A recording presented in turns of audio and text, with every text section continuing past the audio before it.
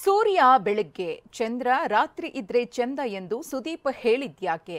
ನಾಟಕೀಯವಾಗಿ ಇರೋದಕ್ಕೆ ನಂಗೆ ಬರೋದಿಲ್ಲ ಎಂದು ಕಿಚ್ಚ ತಿರುಗೇಟು. ಗತ್ತು ಗಾಂಭೀರ್ಯದಿಂದ ಎರಡು ಚಿತ್ರಗಳು ಒಟ್ಟಿಗೆ ಬರಲಿಲ್ವ ಎಂದ ವಿಕ್ರಾಂತ್ ರೋಣ. ಈ ಸುದ್ದಿಗಳನ್ನ ನೋಡೋಣ ಸುದೀಪ್ ಕಿಚ್ಚು ನ್ಯೂಸ್ ಟಾಪ್ 9 ನಲ್ಲಿ. ಒಂದು ಕಾಲದಲ್ಲಿ ದರ್ಶನ್ ಹಾಗೂ ಸುದೀಪ್ ಜೀವದ ಗೆಳೆಯರಂತಿದ್ದವರು. ಹಲವು ವರ್ಷಗಳಿಂದ ಇಬ್ಬರ ಸ್ನೇಹ ಒಡೆದು ಚೂರಾಗಿದೆ. ಇನ್ನೊಂದ್ ಕಡೆ ಕಿಚ್ಚ ಸುದೀಪ್ಗೆ ನಾಳೆ ಬರ್ತ್ಡೇ ಸಂಭ್ರಮ. ಸುದ್ದಿಗೋಷ್ಠಿ ನಡೆಸಿರೋ ಕಿಚ್ಚ ಮರ್ಡರ್ ಆರೋಪಿ ದರ್ಶನ್ ಬಗ್ಗೆ ಮೌನ ಮುರಿದಿದ್ದಾರೆ. ಜೈಲಿನಲ್ಲಿರೋ ದರ್ಶನ್ ರನ್ನ ಭೇಟಿ ಆಗ್ತೀರಾ ಅನ್ನೋ ಪ್ರಶ್ನೆಗೆ ಸುದೀಪ್ ಹೇಳಿದ್ದು ಹೀಗೆ: ನಾವು ಒಳ್ಳೇದು ಬಯಸ್ತೀವೋ ಅನ್ನೋ ಕಾರಣಕ್ಕೆ ಪ್ರತಿಯೊಂದು ನಮ್ದಾಗಬೇಕಾಗಿಲ್ಲ. ಈಗ ಕೆಲವು ಡಿಸ್ಟೆನ್ಸಸ್ ನಾವೇನಕ್ಕೆ ಮೇಂಟೈನ್ ಮಾಡ್ತೀವಿ ಅಂದರೆ ನಾವು ಸರಿ ಇಲ್ಲ ಅವ್ರು ಸರಿ ಇಲ್ಲ ಅನ್ನೋದಲ್ಲ, ನಾವಿಬ್ಬರು ಒಟ್ಟಿಗೆ ಸರಿ ಇಲ್ಲ.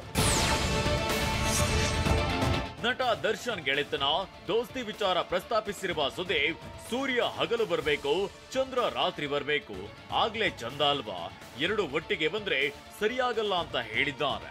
ನಾನು ಮಾತು ಹೇಳಿದೆ, ಸೂರ್ಯ ಬೆಳಗ್ಗೆ ಬಂದ್ರೆ ಬೆಟ್ರು, ಚಂದ್ರ ರಾತ್ರಿ ಇದ್ರಿಂದ ಬೆಟ್ರು. ಎರಡು ಒಟ್ಟಿಗೆ ಸೇರಿದ್ದಿನ ಪ್ರಾಬ್ಲಮ್ ಆಗುತ್ತೆ ಕೇಳಿ. ಹಾಗಂತ ವ್ಯಕ್ತಿತ್ವಗಳು ತೊಂದರೆ ಇದೆ ಅಂತ ನಾನು ಹೇಳ್ತಾ ಇಲ್ಲ. I am a different person, he is a different person, it different. Doesn't mean that we cannot coexist. ನಾಟಕೀಯವಾಗಿ ಇರುವುದಕ್ಕೆ ನಂಗೆ ಬರೋದಿಲ್ಲ, ಸಮಾಜ ಹೇಳುತ್ತಾರೆ ಅಂತ ನಾನು ಮಾಡೋದಕ್ಕೆ ಇಷ್ಟಪಡಲ್ಲ. ಇಲ್ಲಿಂದ ಬಂದ್ರೆ ನೀವು ಯಾರು ಏನು ಅಂದುಕೊಳ್ತೀರಾ ಅಂತಲೂ ನೋಡಲ್ಲ. ನಾನು ಹೋಗೇ ಹೋಗ್ತೇನೆ. ನಾನು ಆ ರೀತಿ ಇರುವವನು, ನಾನು ಹಂಗೆ ಬದುಕಿಕೊಂಡು ಬಂದಿರೋನು ಅಂತ ಸುದೀಪ್ ಹೇಳಿದ್ದಾರೆ. ನಾಟಕೀಯವಾಗಿ ಇರೋದಕ್ಕೆ ನನಗೆ ಬರಲ್ಲ. ಸಮಾಜ ಯಾರೋ ಹೇಳ್ತಾರಂತ ನಾನು ಮಾಡೋದಕ್ಕೆ ಇಷ್ಟಪಡೋದಿಲ್ಲ. ಇಲ್ಲಿಂದ ಬಂದರೆ ನೀವು ಯಾರು ಏನು ಅನ್ಕೊಂತೀರಂತನೂ ನಾನು ನೋಡೋಕೆ ಹೋಗಲ್ಲ, ನಾನು ಹೋಗೇ ಹೋಗ್ತೀನಿ. ನಾನು ಆ ಥರ ಇರೋನು, ನಾನು ಹಾಗೆ ಬಾಳ್ಕೊಂಡು ಬದುಕೊಂಡು ಬಂದಿರೋನು. ಅದಕ್ಕೆ ಈ ಪ್ರಶ್ನೆಗಳು ನನಗೆ ಬರಬೇಕು ಮೈಂಡಿಗೆ. ಬಂದಿದ್ದೀನಿ ಅದಕ್ಕೆ ಉತ್ತರ ಕೊಡ್ತೀನಿ. ಜೈಲಿನಲ್ಲಿರುವ ಕುಚಿಕೋ ದಾಸನ ಬಗ್ಗೆ ಮಾತನಾಡಿರೋ ಸುದೀಪ್, ಆರೋಪಿ ದರ್ಶನ್ ಅಭಿಮಾನಿಗಳ ಹುಚ್ಚಾಟದ ಬಗ್ಗೆಯೂ ಪ್ರತಿಕ್ರಿಯಿಸಿದ್ದಾರೆ.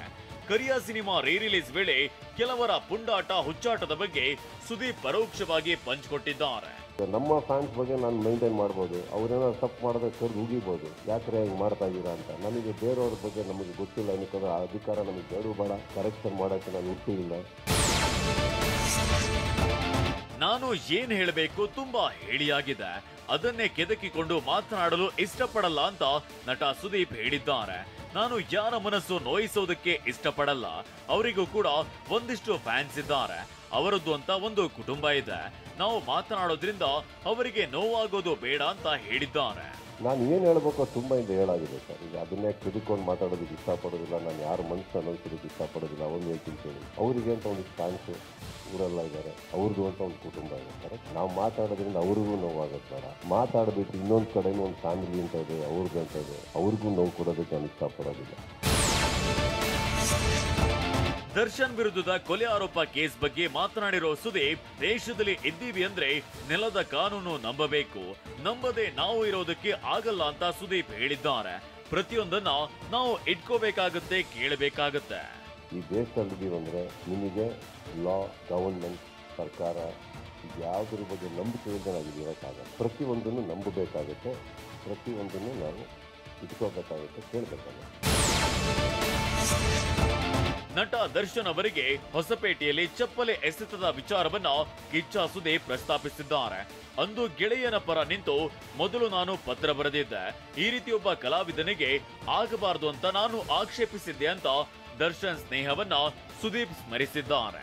ಎಲ್ಲೋ ಒಂದು ಕಡೆ ಒಂದು ಪಬ್ಲಿಕ್ಕಿಗೆ ಹೋಗಿ ಅಲ್ಲೇನೋ ಅವ್ರಿಗೆ ಅವಮಾನ ಆಯಿತು ಏನೋ ಆಯಿತು ಅಂದಾಗ ಎಲ್ಲರೂ ಟ್ವೀಟ್ ಮಾಡಿರ್ಬೋದು, ನಾನು ಲೆಟ್ರ್ ಬರೆದಿದ್ದೀನಿ, ಬರೀಬೇಡಿ, ಅದು ಅವಶ್ಯಕತೆ ಇರಲಿಲ್ಲ. ಅವತ್ತು ಇಷ್ಟಿಷ್ಟು ಟ್ವೀಟ್ ಮಾಡಿರೋ ಕಡೆ ಲೆಟ್ರ್ ಬರೆದಿದ್ದೀನಿ. ಲೆಟ್ರ್ ಬರೆದು ಯಾರನ್ನೂ ಮೆಚ್ಚೋದಕ್ಕಲ್ಲ, ನನ್ನ ಮನಸ್ಸಿಗೆ ಬಂತು. ಯಾವ ಕಲಾವಿದರಿಗೂ ಅದು ಆಗಬಾರ್ದು, ಯಾರಿಗೂ ಆಗಬಾರ್ದು. ಎಷ್ಟೇ ರೋಷ ಕೋಪ ಇರಲಿ, ಏನೇ ಇರಲಿ, ಪಬ್ಲಿಕ್ಕಲ್ಲಿ ದಟ್ ಇಸ್ ನಾಟ್ ಕಲ್ಚರ್.